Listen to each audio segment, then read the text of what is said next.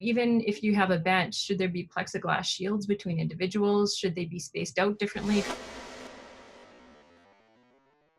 This is TSN In Depth. I'm Rick Westhead, joined by TSN's Ryan Rishaug, Dr. Lynora Saxinger from the University of Alberta. Dr. Saxinger is an infectious disease specialist, and Patrick LaForge, former president of the Edmonton Oilers.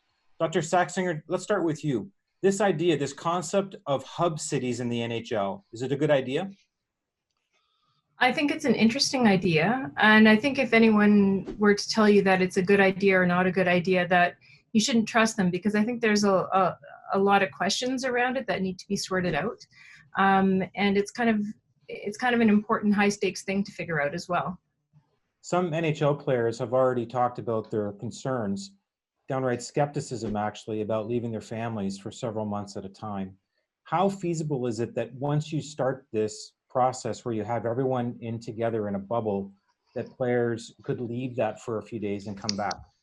I think that's actually one of the tougher questions, to be honest, because anyone leaving the hub or the bubble, the force field, could actually be incubating infection when they come back, even if everyone's taking precautions. I mean, we've seen cases in hospital where you go over their history back and forth and you don't find a breach in protocol. You don't find that they did anything that seems risky at all, and they still got infection. So the possibility is there. It's low, but it's there. And it would be hard to just let them back into circulation without having a period of quarantine. So that's a tough one. Lynora, on the medical end of testing, one of the big questions is if there will be enough testing for the general public and the optics involved with mass testing hockey players potentially every single day. What is your sense of the availability of testing by late August, early September, and how that may fly with players being tested every day? The test capacity has actually been ramping up very impressively in Alberta, and I think it's reasonable that we might be able to do extra testing of people without symptoms by that point. The other question I think that's important is how often do you need to test, and how much can you rely actually on a negative test to tell you what it needs to tell you in the setting of potentially close contact. Is it possible for a player on a hockey team to test positive on, say, Monday morning, and for the rest of his team to get out on the ice Monday night or Tuesday afternoon against opponents safely? I think that is an incredibly crucial question, because right now the usual public health response is if you have someone that tests positive, you find all their contacts and you isolate those contacts basically for 2 weeks to make sure that they don't develop and spread infection. And so the scenario you're talking about is discussing, well, is that an absolute necessity? If a healthcare worker is exposed to a patient who's positive, but the healthcare worker is wearing protective gear, that they don't necessarily have to go into quarantine. And so it becomes an issue of what is the evidence supporting any proposed protective measures for the players? Would it be good enough that we could say it's like a healthcare setting, or would it be more like a community setting? And I think that those details are very, very important. Patrick, what's the benefit to the Edmonton Oilers in being basically a host if this ends up happening? There's even talk that hub cities, the organizations, wouldn't be allowed to play in their home city because that would be too much of a home ice advantage. For all the work they're putting in here, I have to think that would be difficult to sell to these teams that are trying to organize this. So what's the benefit? Yeah, Ryan, I can see a lot of teams having looked at what the opportunity is and say that's not an opportunity for us. You know, if you're playing in Vegas, Vegas is going to be lined up with a lot of people want to fill hotel rooms, and that's not going to stop. I think the day they drop the curtain there, it's going to be business full on. So for Edmonton, for Alberta, and for the city of Edmonton, for Alberta fans in Northern Alberta, and so there's lots to be had here. I think it's a leadership indicative of a leadership initiative by the organization. At the end of the day, it involves money and fans. They have big bills to pay, and I hope that the organization can generate some significant income out of this. I also think that Rogers Place and Ice District it's a special development in a city this far north. To see it in full action, being used and identified by an international organization like the NHL, I think that says to the world, hey, we could do this, we could do lots of other things too. And the big pat on the back for the confidence it would give in the citizens of Edmonton too. So there's some big rewards. There have to be big rewards for this. Patrick, just picking up on that, based on your experience working with the Oilers, take us behind the scenes of what it's probably like in the front office right now. What do you think that they're most worried about or trying to prepare for it in coming months? Well, from what I understand, and I don't know the inner details, but I understand that the events, when they begin, will not have fans. So, I mean, that takes so much out of the equation, from food to service to receiving hospitality and a whole bunch of other things. You can't imagine the quantums that are involved on just a regular basis. In February 2020, clean washrooms and this and that and the other thing. That service, if you take the fans out, really narrows fairly quickly to what I'm told is about 200 people on a per game basis. And if you played multi-games in the same building, it starts to really take care of a lot of things. The process and protocol for entry, exit, activity, the cleanliness and security of the facilities that the players use and eat and sleep in, and all those kinds of things. Oh yeah, there's hours and hours of work gone into that, tons. Patrick, let's talk about the community a little bit. Gatherings right now are limited to no more than 15 people. We suspect maybe by late August, early September, that number will be greater. I don't know that it will be in the hundreds. Patrick, you've seen playoff atmosphere in Edmonton. Do you think that fans will play along and not gather in mass fashion to celebrate the Oilers in the playoffs? And how critical will it be that they do?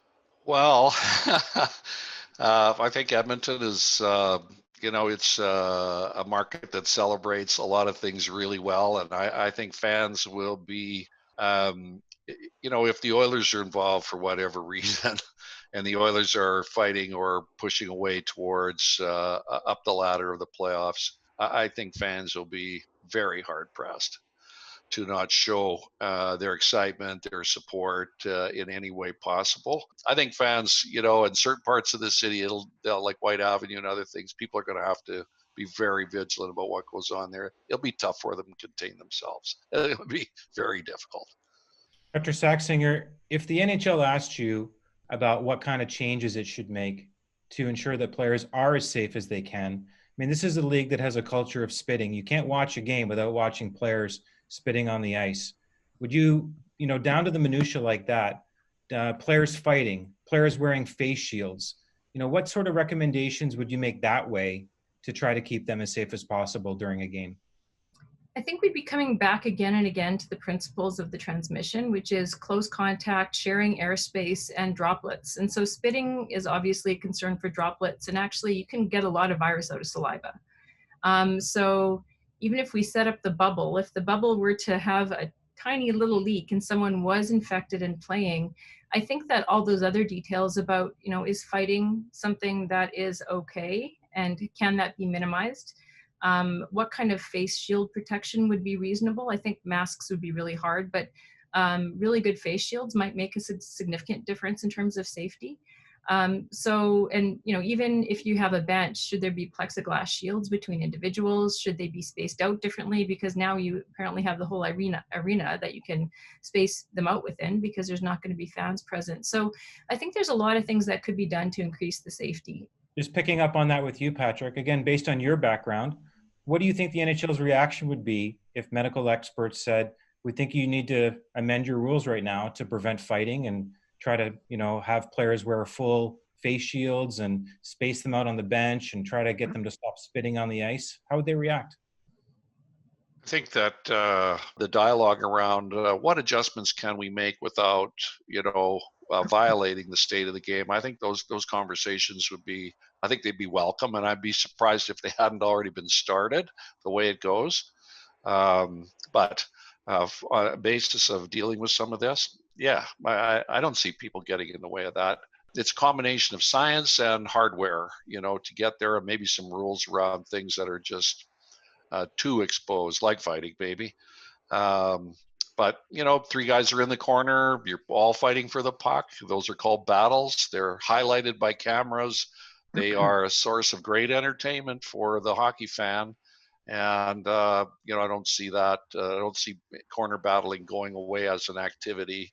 and a plan. So what do we do about that? I don't know, but eventually hockey will be played. So we get a lot to learn here right now, a lot. It's clear, Dr. Saxinger, that the NHL, the Oilers, and the province are having to work together on this. And to a certain degree, one of the things the NHL wanted the organizations to find out was how willing the regional health authority was to, to play ball a little bit and to be open to exploring all different options. Do you think there'll be a fair amount of give and take from AHS? I think, Alberta Health and AHS, because there's kind of two parts to it. But my impression is that there is an interest in trying to let things move ahead as long as they can be reasonably sure, and we have to define the amount of reasonable there, that things are safe to proceed. Because we don't want people to be put at systematic risk by what they do. In that way, it's kind of like being a healthcare worker where what you do might put you at risk. But I think the risks might end up being fairly containable. There's just still some questions, I think, around transmission in those settings, right? And the questions are because we've only had this disease on the planet known for 5 months. So to put it in perspective, we're doing not too badly in figuring it out, but there's still a lot of information to come. Is there a danger of being overconfident when we're trying to make plans about holding sports events, whether they're NHL or NFL games, that, we're sure we've got it right? There certainly is. I think any plan has to have built-in kind of plan A, B, C, where your assumptions have to change. If it seems like an obvious and simple answer, it probably isn't, which is why everyone sounds it sounds like it's waffling, but really it's reflecting the uncertainty and the evolving evidence when we talk about how likely it is to transmit in certain settings. And there is some risk to the organization, I think, if things change and they've invested a lot in getting things set up a particular way. There is some risk to organizations who've done that setup, because if it changes, you have to decide whether you're willing to change as well. Imagine that the Oilers are awarded, this privilege to be a hub city, and you do see an uptick in the number of new cases. How much political pressure would the public health officials of the province be under not to say, we can't do this anymore? That's a tough question, because I think that we are seeing that exact question playing out all over the world. And at the end of the day, public health actually does have significant powers because they're public health. And so if it was the case where it was felt that the risks couldn't be mitigated enough, that it really was going to be putting this whole group of people at high risk, I think the conversation would actually go okay, because no one would want to see, a disaster unfold with players and people associated with the team getting ill, going to ICU. I think no one would think that that's a desirable outcome. So I actually don't think it would be necessarily that contentious, because I think everyone has the same end goals in mind.